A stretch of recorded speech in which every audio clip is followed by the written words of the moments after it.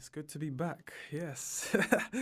So I think I should start by saying congratulations, bro. You've come a long way from just working in a normal barbershop to actually finally owning your own store. Because I think that's like everyone's end result who's being a barber. They want to actually own their own store, be their own boss. That's why I love barbering, because it's a self-employed thing. You can go on like work overtime, work extra hours, like even Eid. That time I came, what time did I get a trim? Like 2, 3 a.m. 2, 3 in the morning, and I remember you getting cold, so you got a wrist hoodie as well. So you had to buy that one. I remember because you were going Eid period that morning. Yeah, literally we had to stay up as well. Was that last year or the year before? It might be 2 years ago, that one. But that's why I like it, because you have that control over your hours. If I want to go more, I can go more. You know, that day I done 20 hours. I just had iftar that night, and you know what time I started? 10 in the morning. I left at 6 in the morning.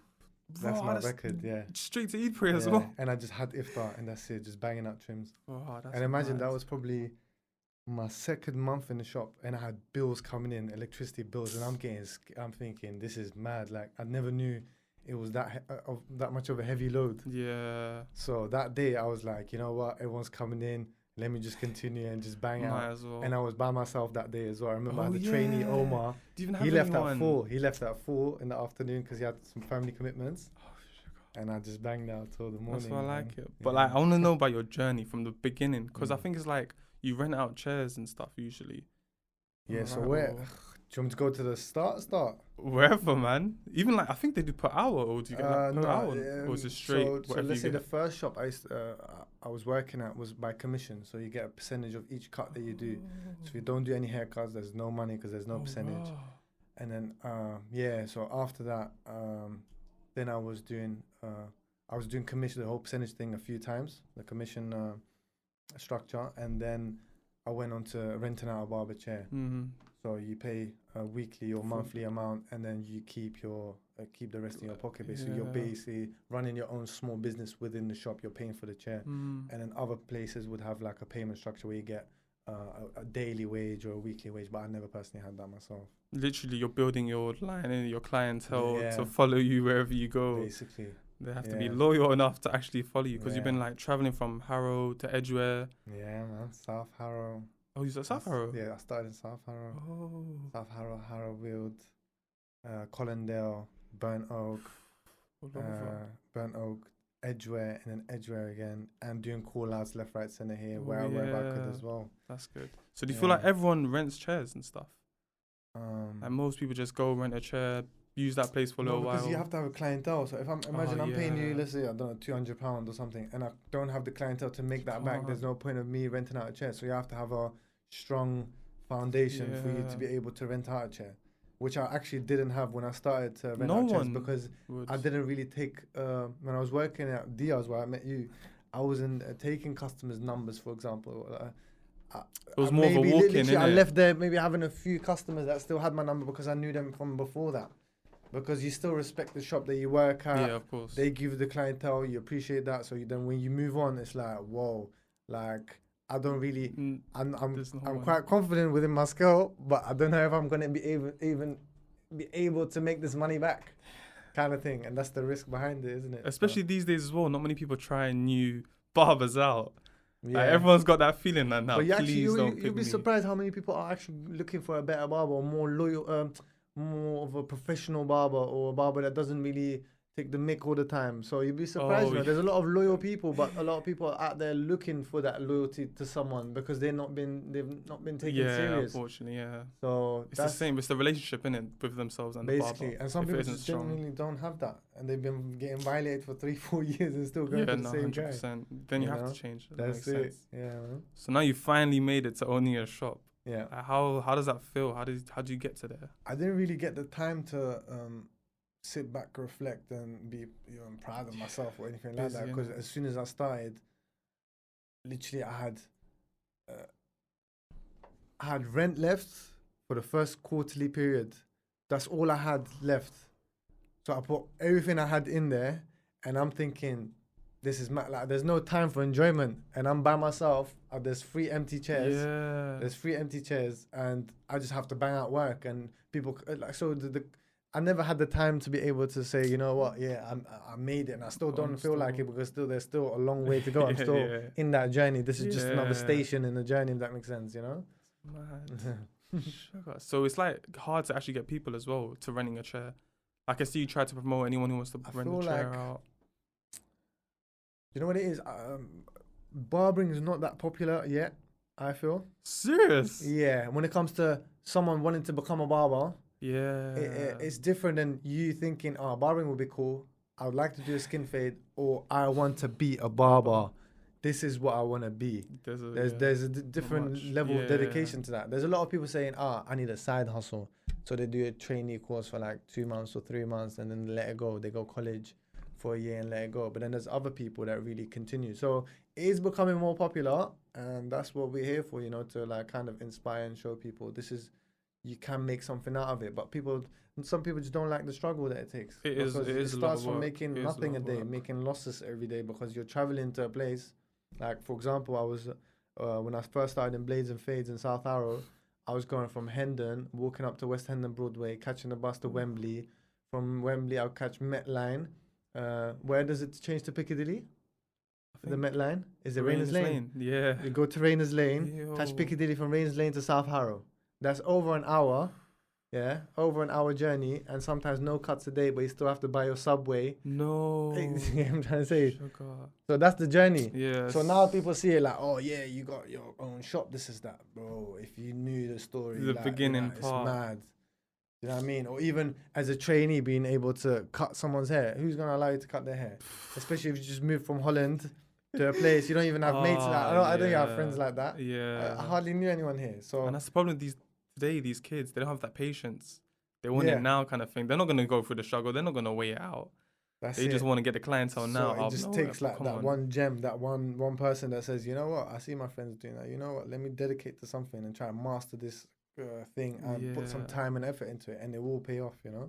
I feel like it always needs to be improved as well, haircuts and trims. Some feels like barbers, some say the same level.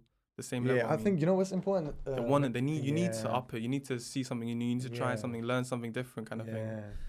I think what's important with that is you need to look at your work saying, I like it, but always be doubtful and critical of the work. Yeah. Because it's very easy for you to like start hating your product in every artistic form, 100%. A lot of creatives would look at something and say, I don't really like the look of it. And that can create like a skeptical and negative feeling. Yeah. But at the same time, you have to like it, you need to see the positive in it, but also say, I could have worked on this. So that's why every time someone still walks out of the shop, I'm still looking at the back of the haircut saying, nice. Or could have changed that a little bit, yeah. Always. I'm very critical. No, that's good. That's very good. Critical. You always want to improve as well. Yeah. 100%, that's good. That's it, man. It makes you wonder, like, it can never be perfect. Like, people want perfection when it comes to trims, innit? Yeah. And it becomes too sharp, and don't you feel like it's a bit too much sometimes? It depends. Like, there's even styles out there that I've seen, like, more in the grooming type of the grooming type of haircuts that you might see in magazines and stuff like that. So it's not just about the fade, it's about the look you're trying to create. 100%. So you're trying to create a biker look, or like a, you know what I mean, a rock and roll type look. Then sometimes it's about non-perfect lines, not being sharp, it not being faded. So it depends on what you're trying to go for. Exactly. And I think that's a big part of barbering itself. I've had times where someone said to me, you know what, I want this haircut and I don't want to shape up. I don't want it to look sharp. Yeah, that's calm, man. And for some people, that's just difficult. Like, yeah, exactly. People want it but so sharp. That's art and creativity, though. It shouldn't always be one line, like one guidance that you have to follow. Nah, man, just be open and do whatever you feel like 100% fits the person. Or people want the blade. People want it like dark. What do you think about the darken as well? Do you know the hair powder? fibers? Yeah. You know what? Yeah, I was kind of against it. Because that's when it makes it sharp. Bro, I was against it for like 2-3 years. I was like, nah. It feels like I am. Then I had a young barber come into the shop for a couple of weeks, Adam, and he was using it in front of me. Yeah. What, like actually, Hamudi was using. I saw it online. Hamudi copped it in Diaz where I met you. Yeah. Then Adam did it again as well, and I was like, And Adam was working at my shop. I was thinking, you know what? Yeah, let me give this thing a go. Yeah. And it's easy for me. It's easy to do, like, because you just draw a line on it, you just blade. It's not difficult. But the reactions, Shaquille, yeah, the reactions were mad. Like, imagine a guy with like a lightish hairline, yeah, and you slap it on and he finishes. What is that me, bro? Man's got a beard.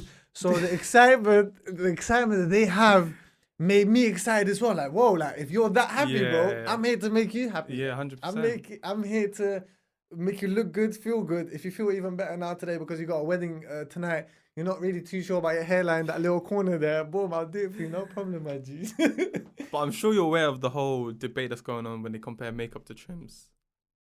I think I'm scared with that now. That little powder I don't thing. want We're getting a bit. feminist people coming up to my Instagram saying, "Hey, you said something." But I think in principle, it's kind of the same. But we work on the barbers work more on what's there. Yeah, exactly. What's there. But then now we've added. Yeah, now bro, I saw this. I don't want to I don't know if it normalize was that. L'Oreal I or don't something. wanna Yeah, this normalize little that. mascara brush looking thing. Yeah, but then for the beard, so instead of it being the hair fibers that you spray on, it's like a little.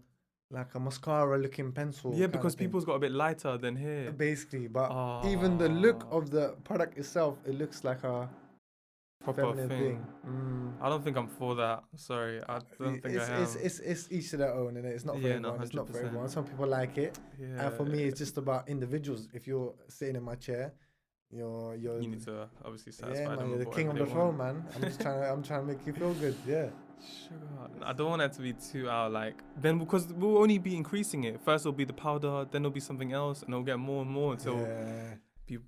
And I think it will. Crazy. And there's because in like barbering is aesthetics, yeah. So you think aesthetics and health and beauty comes into it, okay. 100%. So when I was doing the clothing, yeah, and then I started doing barbering afterwards, the clothing and barbering kind of goes because I'm basically giving you a look, and on top of that, I can add a t-shirt to it. I can add a hoodie to it. Yeah. So it's not very far off. And at the same time, the health aspect is the skincare, the people doing the black face masks and stuff like that. So it's really easy as a barber to that's be able health. to I don't mind cross-sell that. and also do other things. Yeah. Or even the hair weave thing. That's a new thing as well. For people that have like that are balding, and then there's like glue that you can put on. And yeah, man. Bro, you can make a bald person look like he's got waves sharp, bro. I'll send you pictures. Yeah, it's mad. Yeah, but they excited. They're happy, bro. Like they man are happy. So, boy. I've always been against all that fakeness and stuff. Yeah, it's each to their own, I guess. Yeah, I'm just here to make people happy. That's why when I ask you in the beginning, if you're a new customer, what haircut do you want? I don't say what haircut do I want, unless you ask me for advice and some consultation. I'll do that. Yeah. You know? Talking about that though, like it feels like it's a lot similar these days. It's literally what's kind of skin fade, shape up the beard, and like a trim at the top. It's no extravagant. No one's changing up. No one's switching up. No one's trying something new. It also depends on where you're based, what area. Like I've seen barbers, for example, or hairdressers doing only funky things. That's their thing. Wow. Like there's a barber shop in Holland, near Rotterdam, and they literally have a menu, 10 haircuts, classic old school haircuts. That's it. We don't do anything else.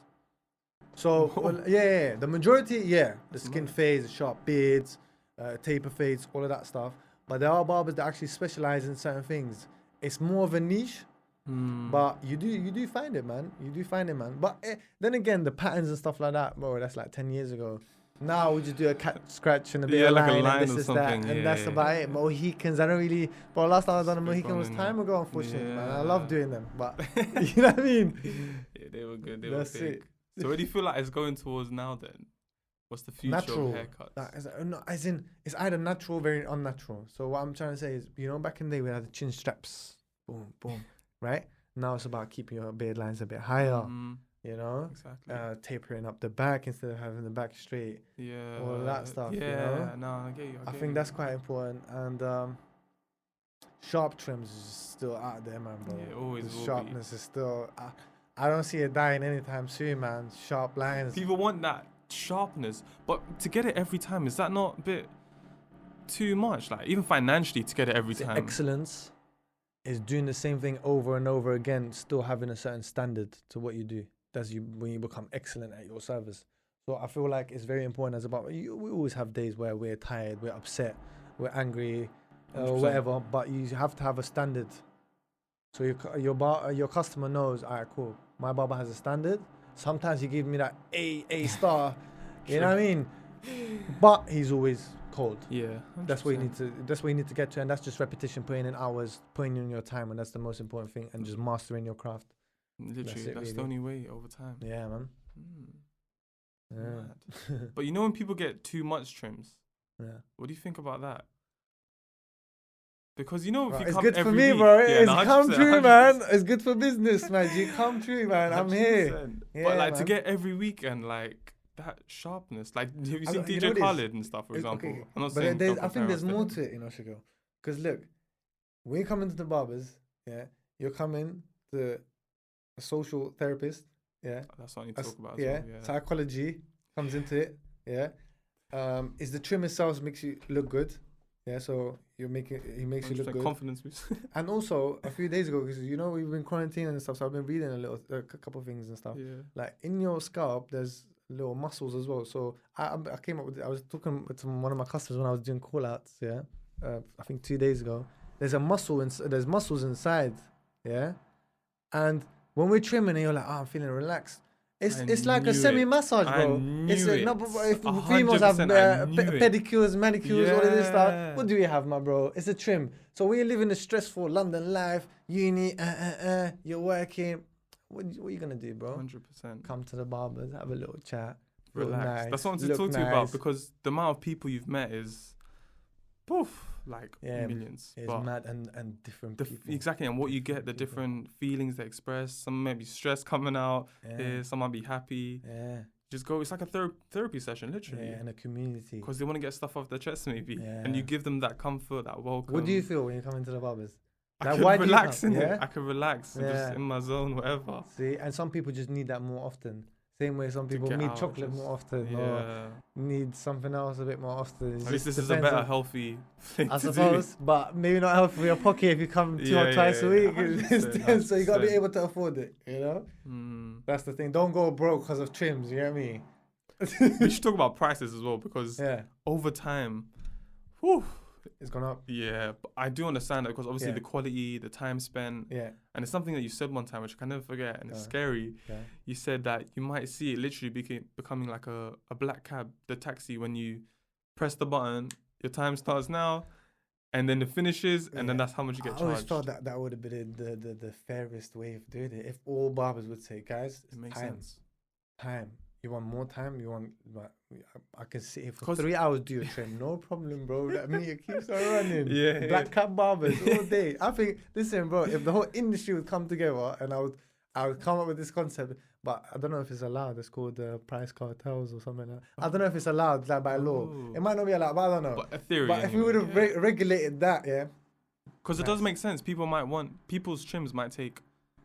20 minutes, 10 minutes, it could be 10 Wait, minutes. finish up to- trimming 10 minutes. If it's like a bold cut all Yeah, over, yeah, like true, a yeah, like true. a OAP type customer. But we can go could from be 10 minutes to an hour. hour, maybe hour 15 sometimes, bro. Like, And the same price. It doesn't. doesn't and make then some people sense. just want extra couple. Oh, bro, can you? Oh, yeah. Can you do that? Can you do that? And I've got my next appointment waiting. I'm like, I'm losing out here. G. I'm just there. Like, thinking, it teaches you patience as well. That's another thing. So, yeah, but bro, But from you'll be £5 surprised. to £25. You know what it is, yeah? normal? Two things there. In America, $50 for a haircut, people won't be surprised. Oh, is I'm it? talking about barbers in the areas. I'm not even talking about the Extreme, the just the grooming local. lounges and salons. No, yeah, because it's more appreciated as an art. And over here, what do you compare prices to? Most people compare it to the high street, the cheap barber's price. Oh yeah, on the high street, I can get a trim for £6-7.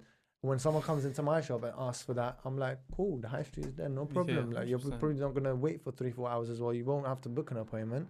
So that's the thing. I feel like we compare it too much to that, that we can get a £7 trim, but it's not. But I think people are slowly starting to move away from it and really appreciating barbering. And I think with social media as well, people can now see, yo, this is how a fade is meant to look, bro. Yeah. You can show your boy, your barber, yeah, and be like, your trim's not the same, but he charges 10, 15, 20 pound more.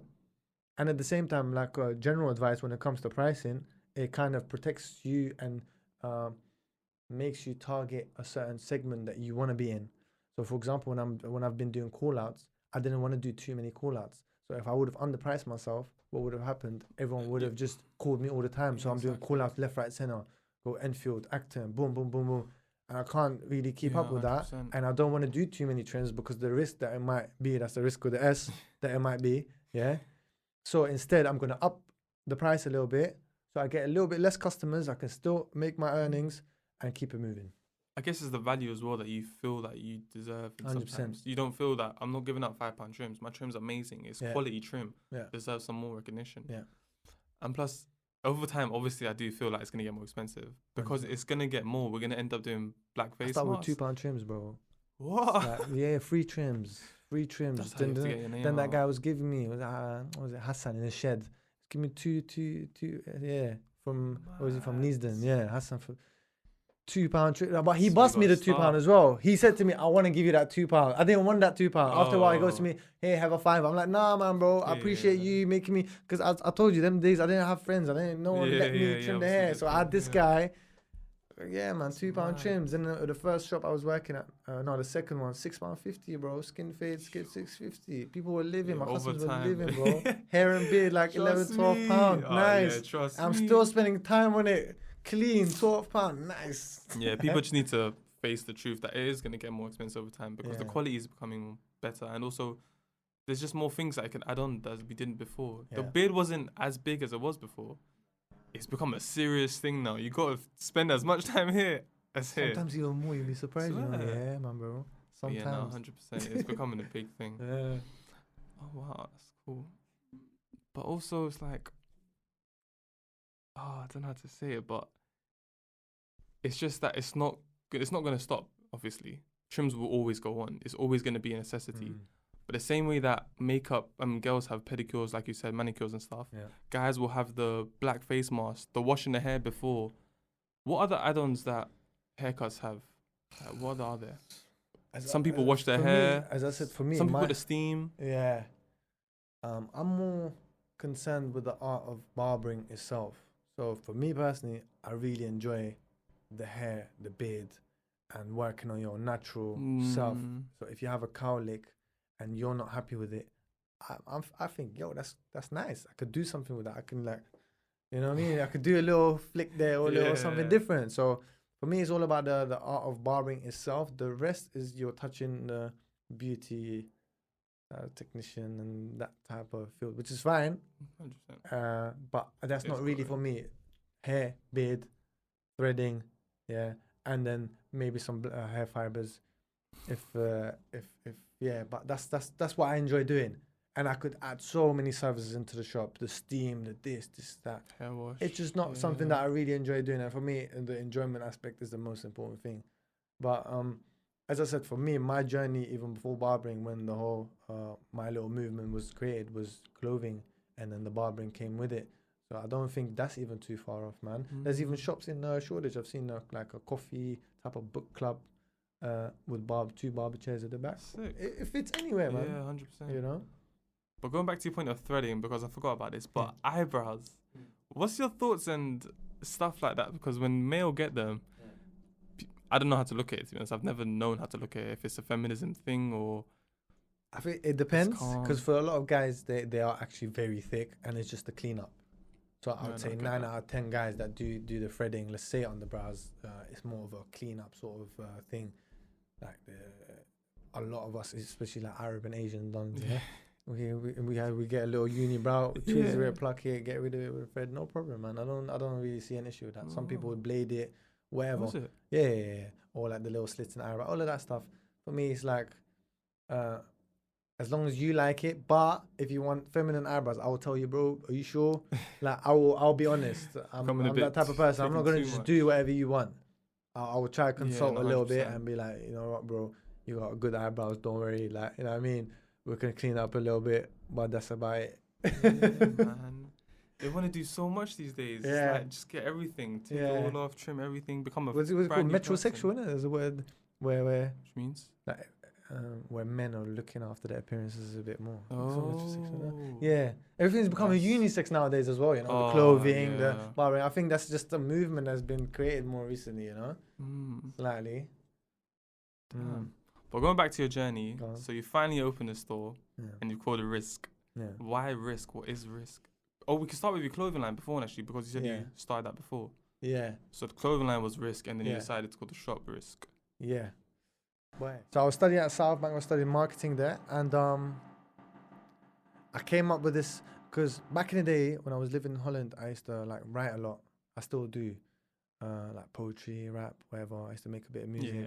So I was always kind of making up little concepts in my head or sentences and things that I liked. You know what I mean?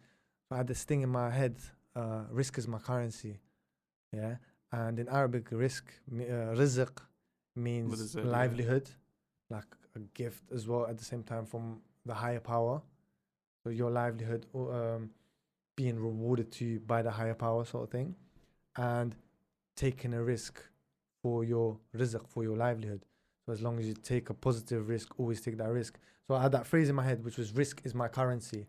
And what I was trying to say with that is my risk that I take and the blessings that I get from that, from the higher power, that is my currency in life. So all this financial gains and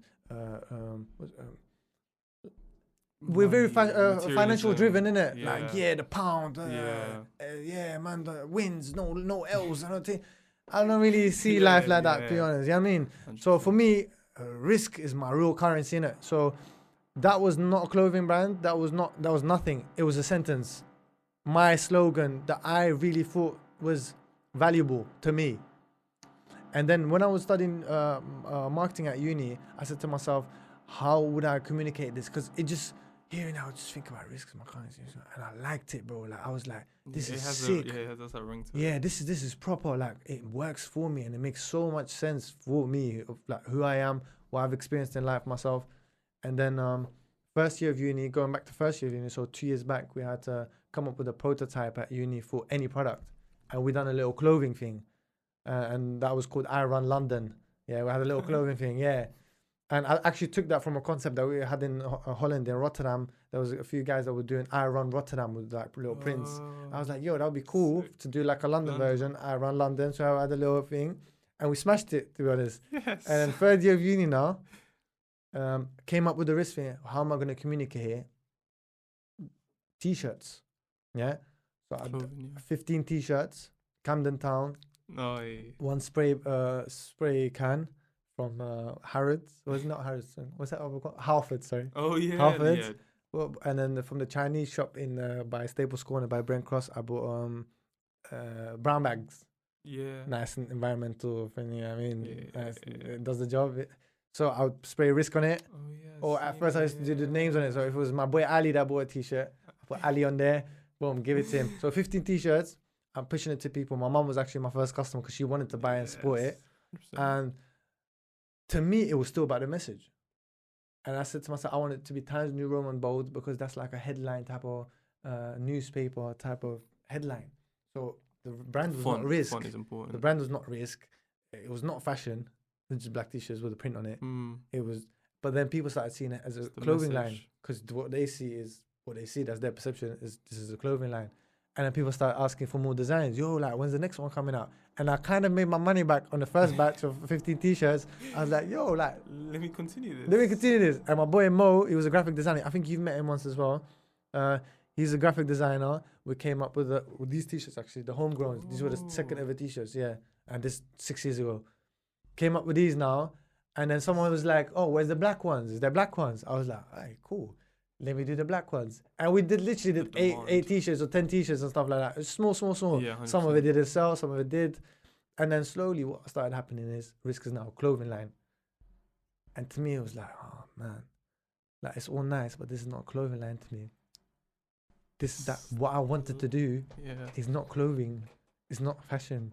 But now I've got an Instagram called Risk Clothing because I got sucked into this, oh, it's a clothing line thing.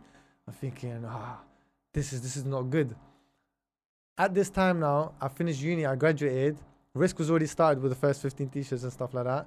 Graduated now, what am I going to do?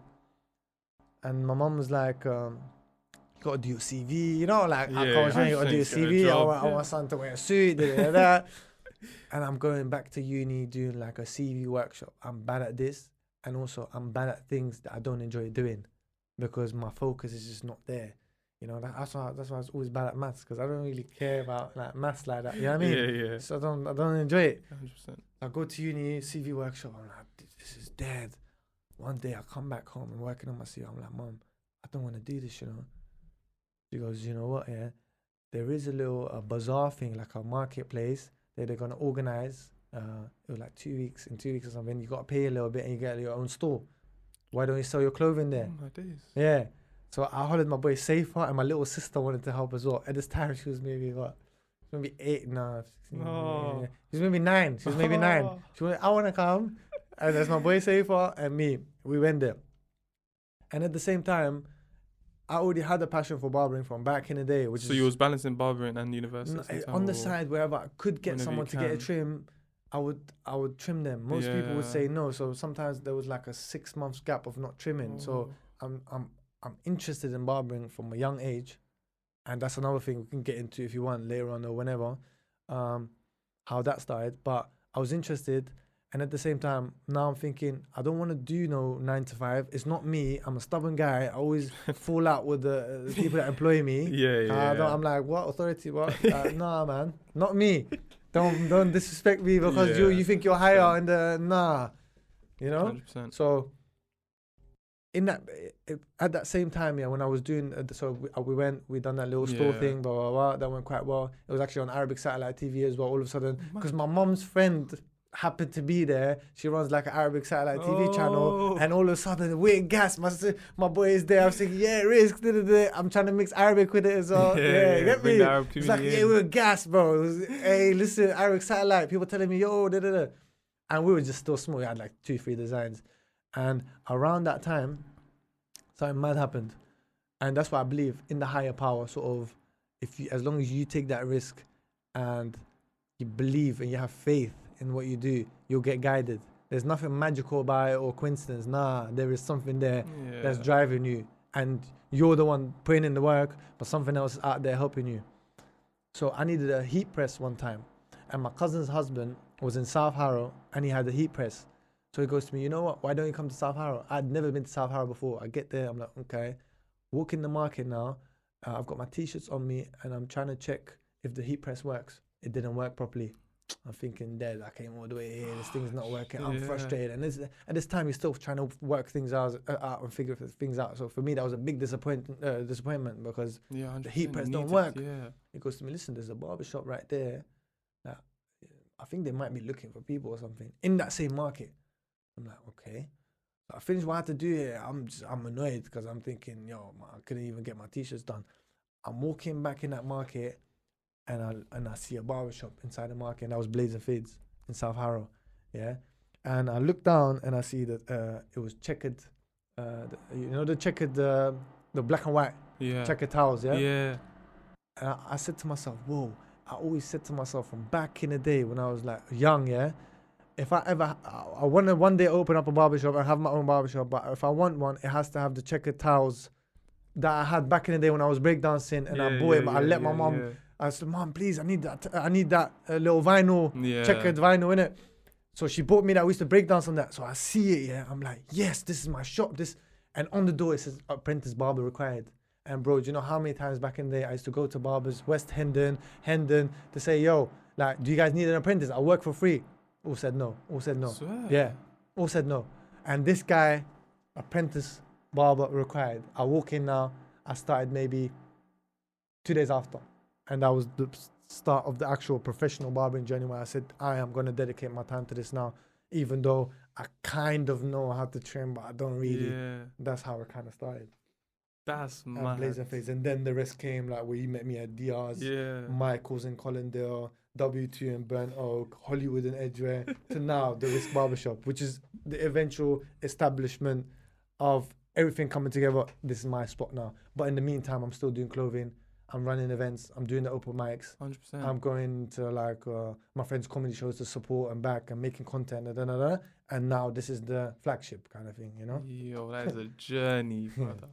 So, oh my God, it's like everything was put into place. So it's literally patience and just waiting for the right moment. Because like you said, those tiles came from back then, and you just saw it there and then. Yeah. So it was meant for you. It called you. And through hardship, everything happened through hardship. 100%. That day, heat press wasn't working.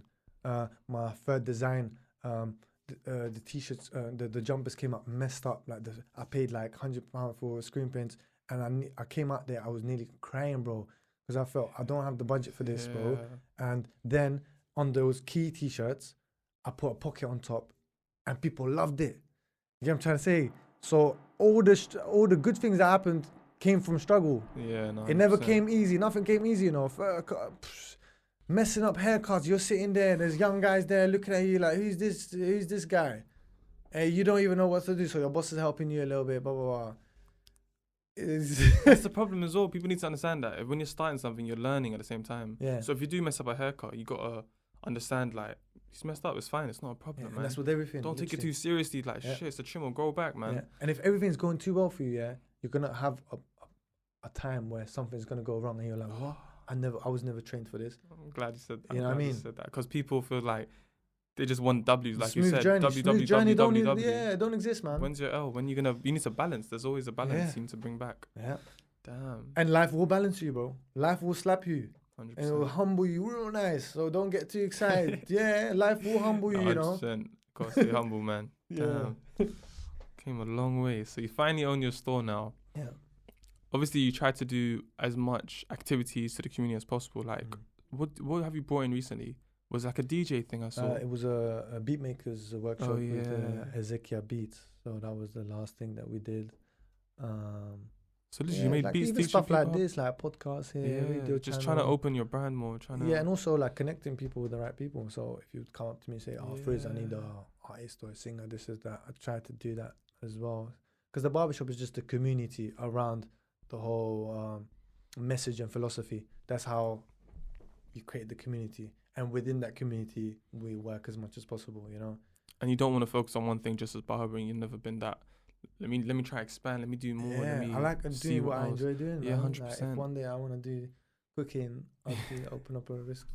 No, I'm just saying, I'll try cooking. Like, it's not like for me. No one can tell me to not do something, bro. Like if I want to start doing paintings and sell art or something like that, I enjoy doing other things. I like writing poetry. I like, you know what I mean.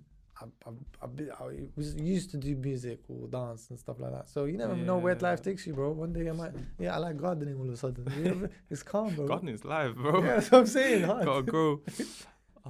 So what message would you give like the young kids who start in barbering and looking into it as a career, maybe? First of all, make sure you like what you do. Yeah, you really enjoy it. You're not just doing it because you think that guy's doing it and he's gone big, he's blowing, he's wearing the drip. Please don't. And that's one, because you'll never be that person. Like your rizq is written for you, but you gotta get it. You know what I'm trying to say? That every piece of bread, your name is written on there. I genuinely believe that. 100%. So don't look at this guy and that guy on socials. This guy's blowing. He's going there next year. He's making these moves. No, don't look at nothing. Look at yourself. What do I enjoy doing? What did I enjoy doing when I was young? So you got to kind of discover that first. I think that's very important. And this doesn't even, go for young people, yeah? This is even for people that get into a stage in life where they feel like, I'm brain dead, man. I've been working in corporate life for the last 30, 40 years. I don't even feel like I'm living. I'm like a battery chicken out of charge, sleep, charge, sleep, charge, sleep. It's not... For most people, that's not a life, you know, because your uniqueness is not coming out of you. Yeah. You've just been linked to a system, and you're one of the links in the system. As soon as you get taken out of the system, another link gets put in, and the chain still continues. No problem. So find what you enjoy, and you'll only thrive and go hard and harder than a lot of people around you if you enjoy that. And you're not doing it for approval. Sometimes you can't listen to your parents, even in your family, because they 100%. Think you want to become you have to become a doctor or architect. You don't want that. So listen to yourself, get to know yourself, discover yourself. For me personally, when I was very young, I liked doing football, basketball, breakdance, sport, rap, poetry. Yo. I tried all these different things, and I think for me that's always been a benefit. But you can always in life go back to your childhood and say, I actually enjoyed this, you know. I enjoyed drawing. When's the last time you drew, for example? But we used to always do it back in the day. Yeah. We used to always read back in the day. Those stories where you used to gas you up, but you started doing that. Stop doing that because society told you, nah, man, you're getting old, man. Go work, man. Don't do a podcast, bro. So what I would say is literally the message that's behind risk. Take action with faith in prosperity through the higher power. That's it, really. That's the whole thing. Sick. Yeah. And time as well, of course. Put time in it. I think that's the most important thing. And time is not money. Time is everything. But how do they know when to give up? Because most of them might give up earlier than they should. And that's where you fail. Mm. That's where you fail, man. Unless you really don't feel like you've enjoyed it. So you've tried something and you didn't really enjoy it. Not because there was no result. Not because you've been training for 3 months and you're still whack. And everyone's looking at you and you're a dead barber. Not because someone else told you, nah, you need to go for the other path. No, come with me to the car mechanics. Nah. If you feel like you tried it, you don't really enjoy it, move on.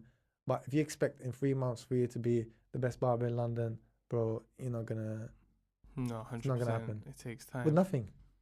You can't expect to go to a music studio for free. Actually, nowadays it's different. You can be fluky and have some, start mumbling a little bit, and you can actually blow. That's a bit different, you know. That doesn't really count. That's fluky. Though. That's not, fluky. Yeah, it's not worked for. It's not deserved in a way, innit? No, you have to really put time and master your craft, and that's it. But try things. Try different things. Don't be scared, bro. If you're working 9 to 5 job and you're getting tired of it, on a Saturday for 2-3 hours, sign up for a workshop of sewing. That's what I feel like people don't get out of their zone sometimes. They're just stuck, that work man. zone. Yeah, you're stuck, man. And that's what capitalism kind of does that to us, bro. We need to work. We have commitments. We got mortgages to pay off. But an hour has 24 days. So a day has 24 hours. So 100%. you can still, if you want it, you can still do it. And even, bro, if you're working hard, still go on Power League on Monday with your boys and play football. I think that's very important, you know, these type of things. Because you might in the future all of a sudden get interested in training your son's team in the future, yeah. You know what I mean? Like, you never know. Yeah, that'd be sick as well. Yeah. Like, number one dad coach. Keep your kind of uniqueness still there, bro. Like, thing. your company is one thing, but you need to still be you. Do whatever you enjoy. Yeah. And then at some stage, if you can make that into your living, that's the most beautiful thing, man. You know, because then look, for myself, work is part of my lifestyle, bro. Trimming is not my job. It's who I am. You know what I mean? Being here is part of who I am. Yeah. This is not work for me. Yeah. It's not, you know what I mean? So if you do work towards that, where when you're at work, you're still doing you, and you come home, you're still you. Beautiful, bro. But how many times in the corporate environment you have to change who you are? Yourself, yeah, 100%. You have to go to the pub with the lads to have a little pint, and otherwise, it's that guy. And you know, social. Yeah, no, that's good. You know. Damn. And the point I want to talk on is competition. Mm. I feel like it's healthy when it comes to barbering and the whole area. It's not like, oh, don't go to him, or nah, come to me. You want everyone to be eating. You want everyone to be just spread it. There's enough trims to cut at the end of the day. There's enough people out there. Yeah. So why does I need to get everyone, I need to get everyone? Why don't you just balance it out, give everyone every piece? I agree, you know. It's all about there's a few good barbers. I've lost customers in the past, yeah, for example, and I look at their trim on their Insta, yeah, and they've gone to another barber for a few times. It kind of happens, isn't it? You lose some, you gain some. It's the nature of the business. Yeah, and I see the trim and it bang, bro. I'm like, yo, I do a nice fade on him, yeah, but this guy is really blessed and different. That makes you want to go harder. Yeah. Next day, I'm in the shop. Watch what I'm gonna do.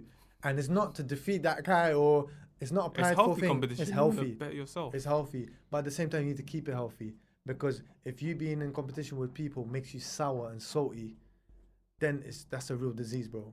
If there's a fine line between competition and jealousy and hatred and all that comes with it. There's been times where barbers saying hello to me, wave when they pass the shop. After 6 months or 3 months, when we're blowing in that shop, that wave looks different, bro. That wave is not really there anymore. The smiles, it's a different smile, G. I've seen that happening as well. So you gotta be careful. Healthy competition, if in your head is becoming less healthy because you're constantly comparing yourself on Instagram and social media to other guys because they get more likes and followers and more celebrities, that's where you need to really have a chat with yourself and say, bro, that guy had his rizq, had his journey, that is his bread, I've got mine. You need to really be like, have a chat with yourself, because once you feel that feeling, bro, even if it's your own boy because he's got a nice whip or anything like that, yeah, that's his bread, bro. That's been blessed to him, or it's been a test for him. It will be his test. Let him do his thing. So keep the competition always healthy, and otherwise you're gonna suffer. Yeah, that's a sick way to look at it. Like, That's mad. yeah, man. Especially like you said, social media. It makes you want to compete. It makes you want to be better than them when you shouldn't, like you said. And personally, that's why I don't follow anyone on Instagram hardly, because I'm feeding off your information. I'm feeding off what you watch or listen to and stuff like that. I just want to do my own thing, and I feel like I'm more inspired that way, man, bro. By not constantly looking at this, that guy, because subconsciously you'll create ideas that they are creating because you're watching their content all the time. For example, you're doing a podcast right now. Cool, you can watch all the other podcasts, but you need to always say to yourself, I'm still doing my thing. Theirs is theirs, mine is mine. Theirs is theirs, mine is mine. Very important, you know. And if you do, I feel like some people in the creative world, like back in the days in breakdance, if you would steal my move, you're biting. You're like, that's like an insult. Yeah. You that's my move or his move. You understand what I mean? And I feel like if you take something from someone else, give that person credit. And you know what I mean? Because there's a lot of that out there as well. Because we always get so much information in nowadays, isn't it? So it's not inspiration anymore, you know. Sometimes it's ideas that I can just jack. Literally. Sometimes it's not inspiration. Inspiration is okay. Shaquille is doing a podcast now. I like the fact that he's doing a podcast. I'm not gonna call it Let's Think Bigger podcast and do your exact same logo and da. No, I like the idea and I'm gonna do my own thing with it. That way you'll be probably proud of me. I've used your blueprint and I created my own thing. Yeah. If someone asked me who inspired you, I'd be like, Shaquille. If someone asked me who inspired you to do barbering, I said one of the first people that inspired me was a guy from Holland. That was working in the barbershop. He gave me my first banging trim, Aram. I can say that, bro. You're not less of a man to say, yo, 100%. This guy inspired me. This guy motivated me to do so. That's the problem as well these days. People, they're scared to say who they inspire because it feels like it makes them weak or something. Bro, if you want to become a master in whatever, you need to have another mentor or something, you know, 100%. Somehow. Unless you're, I don't know, it's possible to make certain things happen yourself, but you always need other people, bro. You always need advice or someone that just guides you. Before I came here into this podcast, I called someone and I was like, yo, like, do you think I should be talking about, do you have even, bro, like, it's nice to have that, man, to talk about certain things and to give people credit for what they've done, bro. And one time someone came into the Bestie, it was Bestie actually. His first ever performance was at the Risk events, I think that was his first ever performance. He said, bro, he looked at me and said, bro, you're the person, that got me connected to Wall of Comedy. They started watching my snaps from that event. He said that to me. I was like, right, like, thank you, bro. Like, but I don't think it's me. It's you done it yourself. Yeah. But I don't get that a lot, bro. There's not a lot of times where someone would actually look you in the eye and say, bro, Shaquille, you're the one that got me to do podcasts, bro. Yeah. And I feel that's how you show someone appreciation, and then they can look back at you like, I inspired him, bro. That's a nice feeling. Thank you, bro. And I want to help you even more. I don't know. It's just more of a... No, 100%. Because I feel like maybe personally it might be like a sign of insecurity when you say that to somebody. I know, I'm trying to think of it now. If I say that to somebody, why can't I say it to people more? Why not? Because we always... I want to say it to people more. I'm hard, fam. I'm hard. It's my thing, cuz. It's my clothing brand. What? Yeah. You take risk with a Z, I do with double Z. It's my thing, bro. But I never looked at your page. No, I want to start saying more now. You said that's actually wicked. Yeah, to say to people like, yo, man, you actually inspired me to be who I am. Same way you say, I love you to your boy, or like, yo, I miss you, my G. Yo, bro, you inspired me, man. When you got that, you know what I mean? When you start going gym, bang that gym, you come with them triceps, G. Hey, you're that guy, you know. It's a nice feeling, bro, for him 100%. And for yourself to like be able to admire people and appreciate people for the good that they bring into the world. How many times do we look, bro? We're on Instagram. We like all these strangers, artists and stuff like. We don't even know them, but your own boy that's doing good just started a tuition business and stuff like that. I just bust him one like. I bust him one like. Calm. I know. Message the guy, bro. Yeah. Message tell him, gosh, yo. I can relate too much. You're my guy. Like sick. Love that. Let me come. Let me bust you customers. Yeah. Let's talk about commission. Can I bring you clients and you give me 25%? No problem. You know, G. It's only going to benefit you. It's not even for benefit. You're just trying to like show love to the people. Yeah, but you never know. It might. Do you not want your guy to succeed, bro? Simple as. Damn. People, I guess it's greed. Is not greed. Sorry. What is it when you don't want to share? Is it greed? It's greed. Yeah. Damn, man. There's a lot of greed out there. Shit. Yeah. All right. Let's go back to barbering. Yeah. Because it's just such a big topic, man. Like it can go anywhere these days. And so let's say you want to take a trainee in. Yeah. What would you, or how would you put them on the right path? So I used to struggle with this, by the way. Yeah. That's what I brought up because I remember the asked you history same of question, before. like literally 4-5 months ago. I was asked you, bro, what do you think I should do? Literally, I was asking people, bro, I don't know what to do because our trainees coming in, out, 2 months, wasting time, energy, money, everything. And then they leave you and after because 2-3 months. it's your Bro, business as well. When it's your shop, it's your business. So it's whatever your they business, do and is a reflection on you. Yeah, and when people say don't take it personal, bro, I take everything personal. This is my life. Yeah, Like, 100%. this is not a job for me. This is who I am. I take everything personal. Don't violate me. No, I do take everything. Yeah, no, 100%. So, you should. personally, me, I like certain things touch me. Sometimes I'm like, bro, you were doing so well. Wait, why did he go, man? And I'll sit there at home and I'll ponder. You know what I mean? And then I realized the common thing was people come, people go. They test it out. They're like, I'm the one eventually that suffers because I'm putting the effort and the time in there, risking my reputation. I literally give them new customers sometimes. Yo, just go. And that's how Joel at Blades and Fades used to treat me. Just trim, man. No problem. And after a while, I was that guy that pursued the whole thing. Well, I'm trying to say, no, not really, because I continued the journey. Whereas most men stopped. So I found it hard to relate, to be very honest with you, because I went through the hardship and I went, boom, boom, like punches, stabbed in the back. I'm going, G, I'm going. You hear me? I'm Iraqi, fam. I'm going. Yeah, I'm going. But then, you get these people coming, going, 7-8 times. Now you're getting a bit, not pissed off, but it's demoralizing, innit? You think to yourself, bro, this might not work for me. So let me just get an experienced barber instead. Try that out. That didn't really work as well. Then I said to myself, you know what? Let me create like a little system. And I said to myself, cool. I'll do a 6-month barber academy. I had to call it something official so you know what you're getting yourself into. I will talk to you. We signed a little contract for the barber academy, which is 6 months. Yeah, 6-month thing. And let's do it that way. And since I started doing that, then I had Emilio coming in. And Emilio was the first person that implemented that on. And a year after, Emilio's still with us. So far, so good. Yeah. And even if, so he finished the 6 months. Yeah. He got his little risk certificate, let's say. Yeah. And then he continued. So now, if let's say after 6 months, he feels like doing something else, and or working with us and growing more, lovely. But he's continued the 6 months. So I feel like sometimes it's good to create a little structure. That's why I might be getting onto the corporate world a lot, but there's certain things we can learn from them. A little contract 100%. Is nice. Like, 100%. You know, a little contract, you need to know about certain things like sponsorship, or like for yourself even one day. You know what I mean? So there's lessons to be learned from things like that. And you need to really be professional about yourself. So you don't just get anyone coming and for 2-3 days and that's it. You need to really create, that's the business side of things.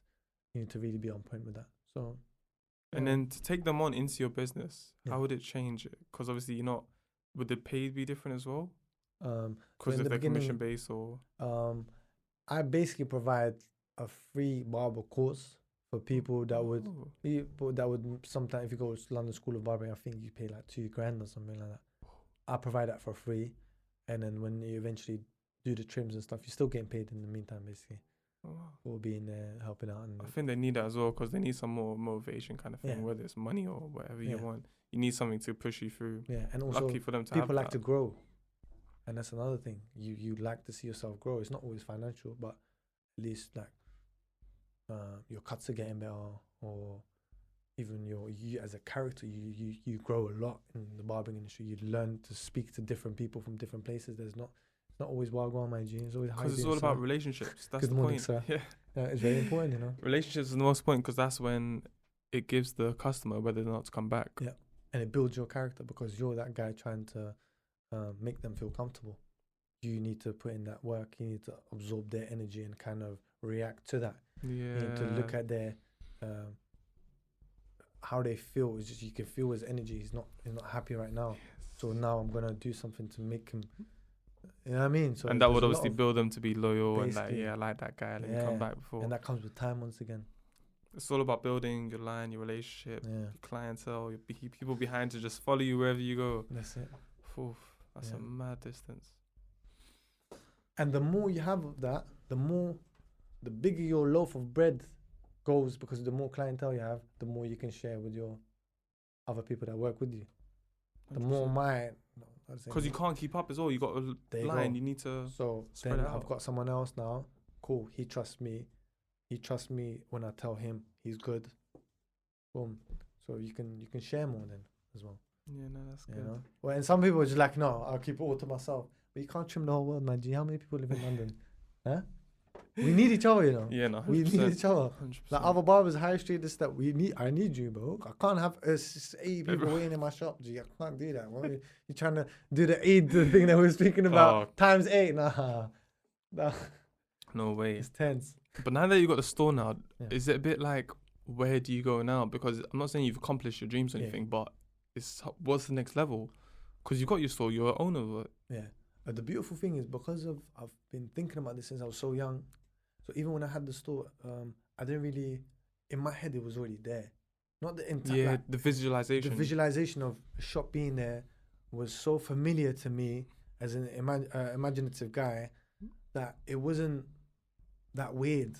That makes sense. Bro, visualization is so underrated. It's so underrated. Yeah. You need to take it more serious. You need to visualize the Visualize, stuff you want. and also in your visualization, don't forget that you have to place yourself there. So if you see a shop here or a car here, you need to be there, and part of your visualization. Yeah, it's such a long word. Visualization.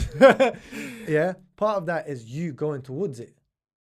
I don't just see the shop. I'm seeing the steps as well. Like, I know the steps to take. Yeah. You know what to do as well. So don't just look at it thinking, I see a mansion. That's beautiful. We can all see it. I can close my eyes and see a beach right now. How am I going to get to the Bahamas right now? Is the logistics to get to that image. That's what you need to work on. I think that's very important. So I never had the time to like really reflect. Yeah, not really. But I'm scared that if I do reach my visualization, I might not have the same drive or the same effort to put in. And that's where vision comes in, because this is one of the stations, I would say, and then I've got a broader vision of my general life and my general self. That makes sense. So as you're learning, this is not. Like, I don't work in goals or like. I think this is just another station, journey station. Literally Northern Line. You get Hendon Central, and you land at Hendon Central. You go to the next thing. Sometimes you have a delay. Sometimes the bus is on diversion. It's really like that. Yeah. And so that's why for me, what I'm happy with is I live my message, and risk being a message is more important to me than the shop. Okay. If the shop, something happens to the shop, God forbid, I'm still living my message. Risk, that's what I live by. I can go out there and talk to people and spread that positive message that I think is very valuable, especially in this day and age. And I have another vision of, but obviously I have to get a lot of things done. Like I've got me and Emilio in the shop now. We still have 2 barber chairs that are empty. So that's another thing. So I don't really look at, I look at the small day-to-day things as well. Like, what's the next step and the next step? But I do think of my general self. Like, where do I see myself in 10 years? What do I want to grow into as an individual, as a human being, to be able to, like, you know what I mean? Yeah. Remain calm and like stay humble and all of these things. I think that's very important. And also the broader thing is your vision in life. Is what do you think is like the most important thing for you, how to get there, which is bigger than just tangible things. It's the journey that matters more than the end result, kind of thing. I think so. Because I'm scared I might get to my end result, and I might not have the same drive and effort I put in. Yeah, that's what I worry about sometimes. Yeah. But hopefully, you'll be surprised that once you get to that, maybe then, and you don't have the eventual. My vision is to travel the world and set up little projects for risk and stuff like that. That's my vision. And I'm gonna be like, well, I'm very happy doing that. Yeah, that's my I'm buzzing after that. Dude. That's my. Not even retire. Like, it's some people I want to retire. That's why I want to say, yo, that's safe. I'm doing my thing now. But I think once you get to that destination, then sometimes what tends to happen is you start missing the struggle. You start missing being bad at something. Yeah. So you learn something new. That's why a lot of people that become quite, I want to say successful, but they establish themselves in some way, they start doing a different hobby. They start doing yoga all of a sudden. Yeah, you They have start to. doing- You always want to all of a sudden, they improve start reading yourself. books. I know, like certain people Yeah. that back in there, you would never think this guy is going to pick up a book. He's got there now. He's got a bit more time on his hand. He's a little bit more comfortable. He starts doing something a bit different. You know what I mean? He starts traveling the world to, I don't know, help out people or whatever. So you're going to crave that journey again of getting better. Yeah, something and- new, a different path, something you want to take Yeah. on. This is fun. It's fun. Because there's It's so many fun. paths you could take on in life, and you're never sure which one to take. You just got to walk though. Have to. As long as you start walking, you can't just sit there. We can always have. There's always this friend we have, and even myself. Yo, bro, I had the idea before that guy. Oh like that? my god. I had the app 10 years ago. Man had Uber 15 years ago. Sorry, I had Uber 15 years ago. Who did it though? 100%. Literally. We can all have an idea, bro. But the It's the idea is execution, nothing innit? without the execution. Talent is nothing without hard work. And if anything, hard work will beat the talent. But if you got both, it's a deadly combination. Yeah. MashaAllah. You Mm. made it. Nah, a long way to Nah, go. I'm just saying, I love your mental, the Love way you my think, bro. the way and stuff like that. Love my bro. Because I want to go back to the mental health that you're saying, like Yeah. be humble and stuff. That's Yeah. important as well. People don't take that into that account Mm. because mental health doesn't reflect on your business or your money or your outlook. It's just your mental health. I could Yeah. be broke and poor, but my mental health is good. But if Mhm. you look at me, you might think I'm nothing because of my representation. Yeah. And you might see someone that is nothing in this worldly classification of That's success. what I was trying to but get. You start speaking to him And he's just and he's like knowledgeable or enlightened. And yeah. you're thinking, wow. And then that the most successful guy with all the cars will sit in that room and just think, I didn't get to this level. That's why success for me. Success is psychological. It's all in your head, man. So, because what you're gonna do if you lose all of it, are your mannerisms still there? Are you still a man, or is the watch making you a man and the car making you a man, or are you a man within yourself? Are you a strong individual with faith and like a dignified human being? Are you that, or are you all the other things that got attached to you, which are eventually gonna go? Yeah. Yeah. Damn, it's just made me realize that it's not about the career. Like if I were to say I want this kid to be a barber, I don't want him to be a barber, one of the best barbers. I want him to better himself as a person rather than actual getting your career job or something like that. And the funny thing is that that's so it's synced with becoming a better barber. You becoming a better individual and humbling yourself will make you grow more because you're not just gonna get complacent because you're still humble. You're still looking at yourself, but I've got growing to do. So I think it helps the journey to be humble, to be honest. You know? And that's why a lot of people get depressed after they stop the career kind of stops and no one listens to their thing anymore. No one buys their thing. A lot of people end up being depressed because I don't know what to do now. It's strange for me right I now. think it was Tyson Fury that said that. Yeah? Once he beat that one of the top guys he Yeah. wanted to, he just didn't know what to do. He lost drive. He accomplished his dream. That's it. That's the scary part, man. Yeah, Shit. man. But I guess you got to take on a new journey, a different path. Yeah.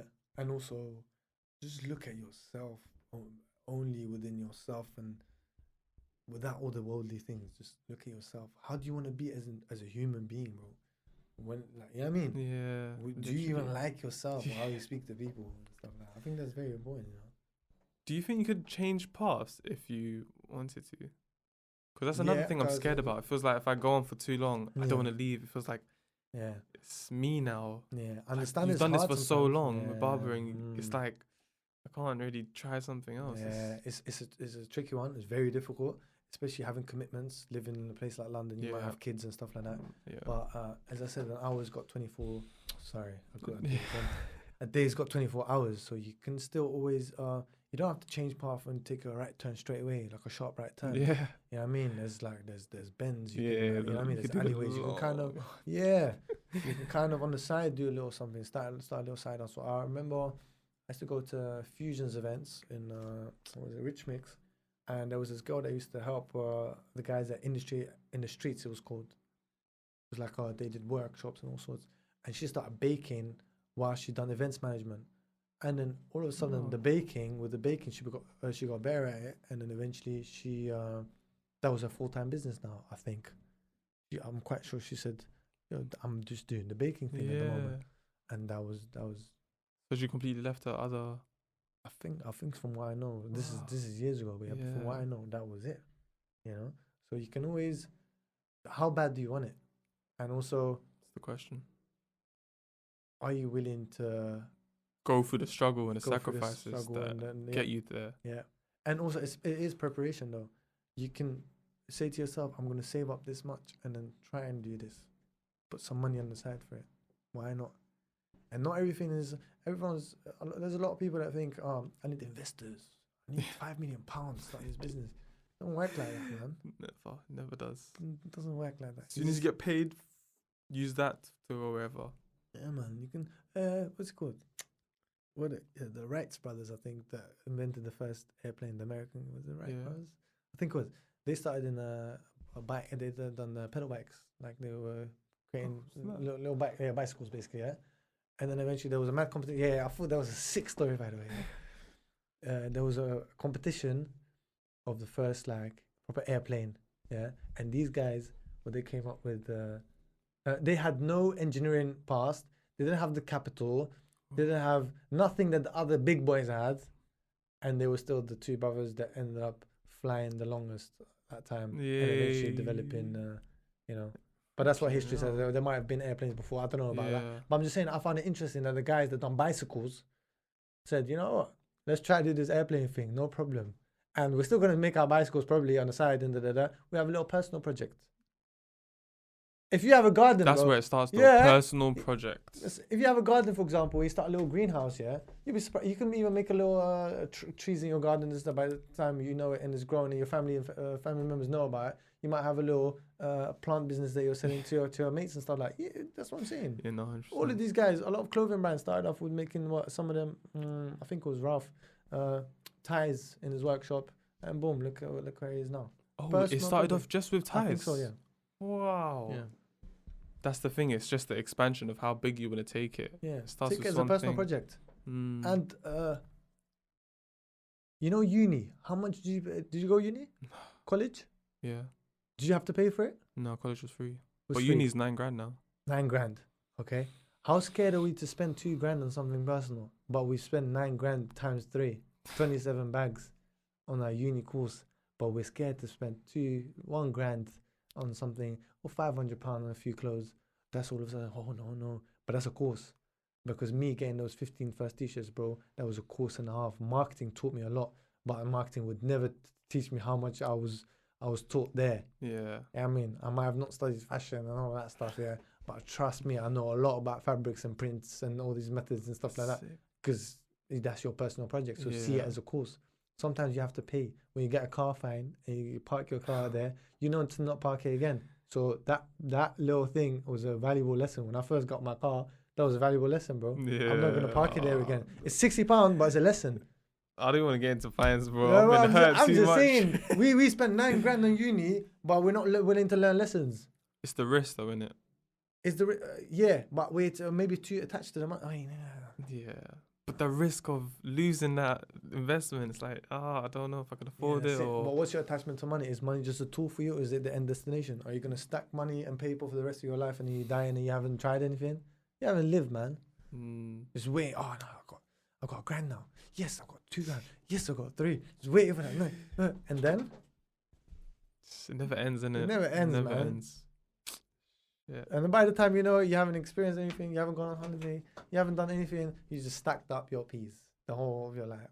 That's not life. For me, anyways, each to their own, but for me, that's not life.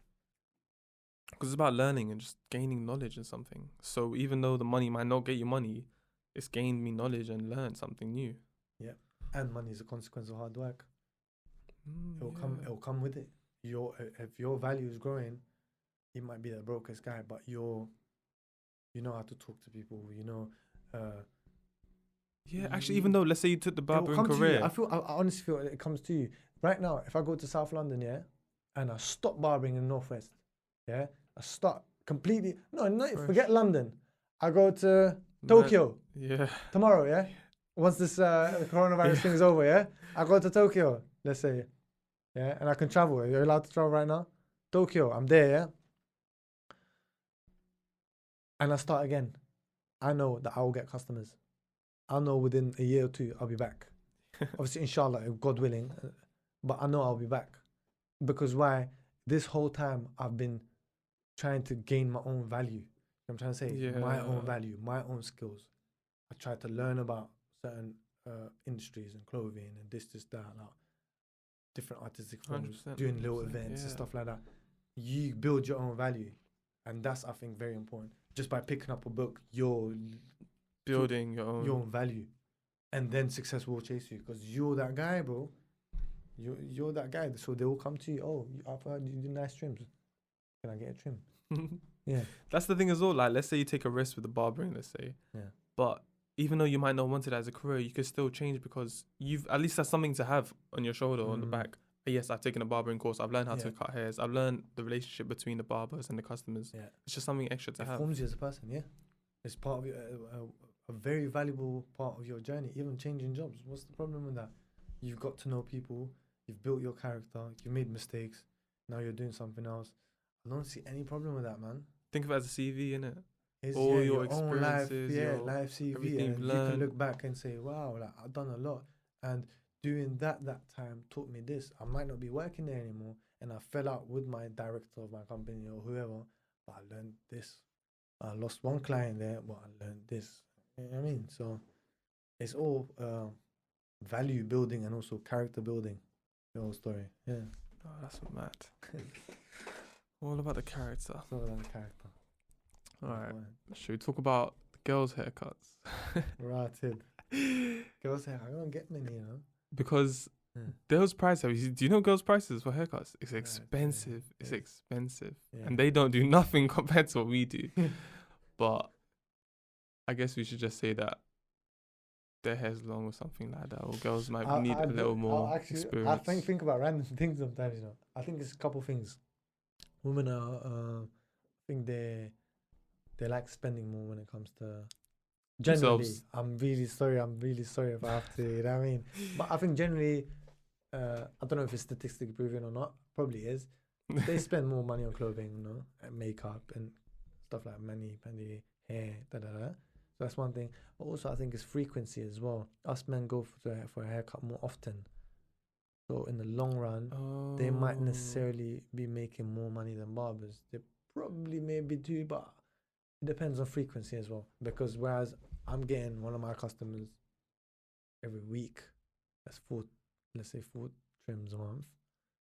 You get someone every week? Yeah. Mad. That's 4 trims a month. Ladies, how often they go to the hairdressers on average? Yeah. On average, I'm guessing once in 2.5 months. 3 months. Well, 3 months, yeah. Average. I think so.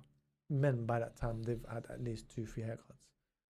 Yeah, so I try to obviously delay it as much as I can till I get a trim. Yeah, but they still might be making more money. And also, I don't know what it is. And I don't think it's right. Plus, they get extra highlights. I don't think it's right. But when you go for a full body massage, you're spending £50, you know? Yeah. But when you come to the barber's for an hour and he charges you, let's say 25, let's say £30. Some people will complain, oh, that's a lot, bro.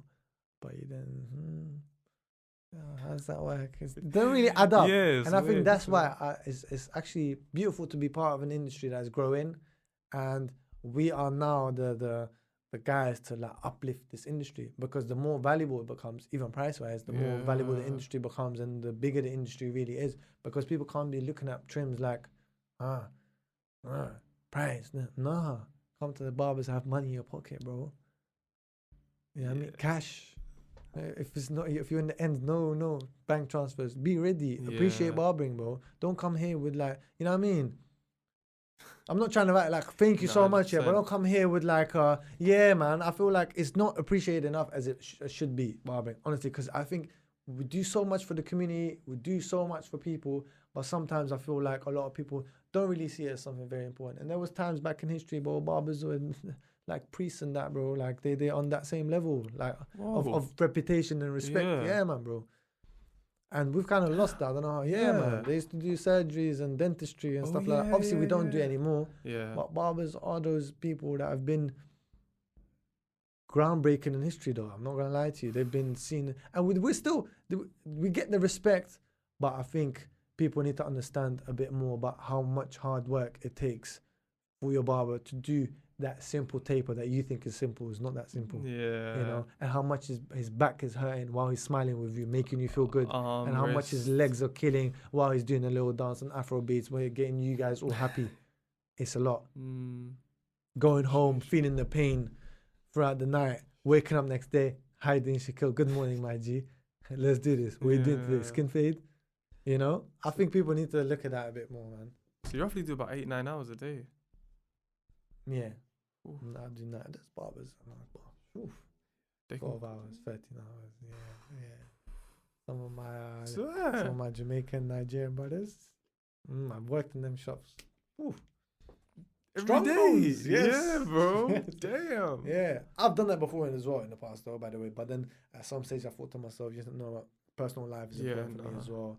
Got a family, I need to chill with the family and stuff like that. 100%. But I've done some mad hours in the past as well. But yeah, man, it's not easy. It has to be. I feel it should be not even respect. Like, it is respected, but I feel like people need to look at it more as an art, man. It is. You know, and a good painting costs you more. A more renowned painting will cost you more. For me, it's the exact same thing. Barbering is temporary art. That's what it is. Literally. That's sick. All right, so this thing you do on Instagram, or not, even at your barbershop, it's called Quote of the Day. So I think we should end with one of your favorite quotes of the day. From customers or myself? Yourself. On my one, what's the time? 3:30. 3:30. The grass might be greener on the other side, but what if it's AstroTurf? I wasn't expecting that. That's my one, my personal favorite one. Oh, that's sick. And I think it kind of sums up certain things that we spoke about. Yeah, 100%. It's a quote of the day. It's a big thing for people. What's yours? What's yours, Shaquille? Let's get back to it. Nah, you want to come with one now? Got me off thing. Hey, by the way, I bought you this for Eid as well, you know. Think about your lion. Wait, let me think. Mubarak. Barakallah. Anything simple, what comes to mind? Don't think about it. It doesn't have to sound fancy and this is that. Today's convo. I've got a blank. Today's convo. How can you want money when you don't want to give time? There you go. Yeah. Yeah. All right, boom. There you go. Believe in your barber, guys. Peace. Love. Respect.